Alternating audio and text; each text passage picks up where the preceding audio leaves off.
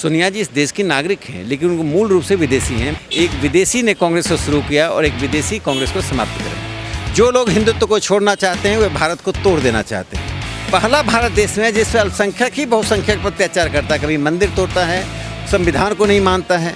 देखिए, वास्तव में जो युवाओं के लिए किस प्रकार से संसदीय जनतंत्र में, पार्लियामेंट्री डेमोक्रेसी में भूमिका हो सकती है, उस पर सब लोगों ने अपने विचार व्यक्त किए। उसमें जो दो बातें उभर कर आई कि 2014 के बाद से प्रधानमंत्री मोदी जी ने मन की बात के द्वारा और विभिन्न कार्यक्रमों के द्वारा नौजवानों को जैसे जोड़ दिया है संसदीय जनतंत्र से, राजनीतिक प्रक्रिया से, इससे नौजवानों में जो एक पॉलिटिक्स के प्रति हेट का भाव, अनास्था का भाव आता था, वो दूर हुआ है।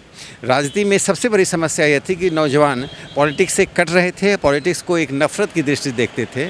उसका बड़ा कारण था कि विधायिका और कार्यपालिका, लेजिस्लेचर और एग्जीक्यूटिव, दोनों ही नौजवानों से कटा हुआ था। देखिए, कांग्रेस को में एक लेमिंग टेंडेंसी है। लेमिंग टेंडेंसी उसे कहते हैं कि एक जानवर होता है जो साल में एक बार जाके समुद्र में कूदकर अपना प्राण देता है, लगता है कूदने से वो मजबूत होगा। तो कांग्रेस उसी सुसाइडल टेंडेंसी से गुजर रहा है। मैं कहता हूँ कांग्रेस ने अपनी राजनीतिक आत्महत्या कर ली है।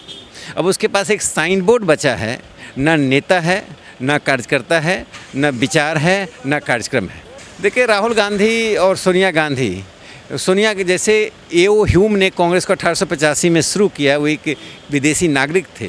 सोनिया जी इस देश की नागरिक हैं, लेकिन उनको मूल रूप से विदेशी हैं। मुझे लगता है कि कांग्रेस का अंत यही सोनिया गांधी करेंगी। एक विदेशी ने कांग्रेस को शुरू किया और एक विदेशी कांग्रेस को समाप्त करें। देखिए, पहली बार ऐसा हुआ है कि पहले भी डायनेस्टी था। प्रधानमंत्री नरेंद्र मोदी जी ने कहा कि हम वंशवाद, डायनेस्टी के प्रति जीरो टॉलरेंस बरतेंगे। डायनेस्टी डेमोक्रेसी का सबसे बड़ा दुश्मन होता है और उस डायनेस्टी को बढ़ाया। और देश के जो कथित प्रगतिशील प्रोग्रेसिव इंटेलेक्चुअल्स हैं, कहते हैं अपने आप को, वह भी डायनेस्टी को लेजिटिमाइज करते रहे, वैधानिकता देते रहे। कांग्रेस की जो डायनेस्टी है उसको वही पाल पोस कर, खाद बीज डाल के बढ़ाते रहे। मुझे लगता है कि ये तीनों ही एक ही अंदाज में बोलते हैं, एक ही अंदाज में काम करते हैं, एक ही परिवार के हैं। मुझे लगता है कांग्रेस पार्टी अब अपने अंत के कगार के अंतिम बिंदु पर पहुंची हुई है। देखिए, हिंदुत्व के बिना भारत की कल्पना ही नहीं की जा सकती है। जो लोग हिंदुत्व को छोड़ना चाहते हैं वे भारत को तोड़ देना चाहते हैं। हिंदुत्व ही इस देश की आत्मा है और शरीर इस देश का संविधान है, और उस हिंदुत्व के आधार पर ही हमने सभी संरचना बनाई है। हिंदुत्व का तात्पर्य होता है इस देश का सांस्कृतिक सभ्यताई विरासत, लेगेसी, सिविलाइजेशनल और कल्चरल लेगेसी होता है। हिंदुत्व का मतलब होता है हमारी आध्यात्मिक विविधता और परंपरा, और हिंदुत्व का मतलब होता है विविधता को बनाए रखना। लेकिन जो एक रूपता वाली ताकतें हैं, चाहे वो धर्म के रूप में हो या राजनीति के रूप में हो, वो हिंदुत्व को निशाना इसलिए बनाते हैं, वो इस देश के डेमोग्राफी को बदल देना चाहते हैं।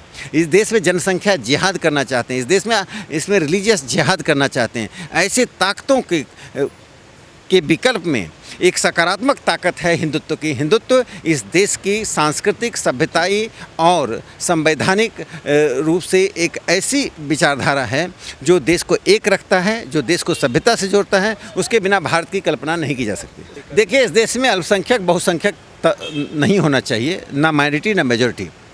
माइनॉरिटी शब्द ही इस देश के लिए अनावश्यक है। जो लोग इस देश की सभ्यता, संस्कृति में विश्वास करते हैं, उनकी पूजा पद्धति कुछ भी हो सकती है, लेकिन जब पूजा पद्धति के आधार पर देश के जनसंख्या को बदलना चाहेंगे, पूजा पद्धति के आधार पर देश के संसाधनों पर हड़पना चाहेंगे, पूजा पद्धति के आधार पर देश की राजनीति पर हस्तक्षेप करेंगे, तो ये समस्या आती है। इस देश में कभी भी कम संख्या वाले धार्मिक समुदायों के साथ कभी अत्याचार नहीं हुआ।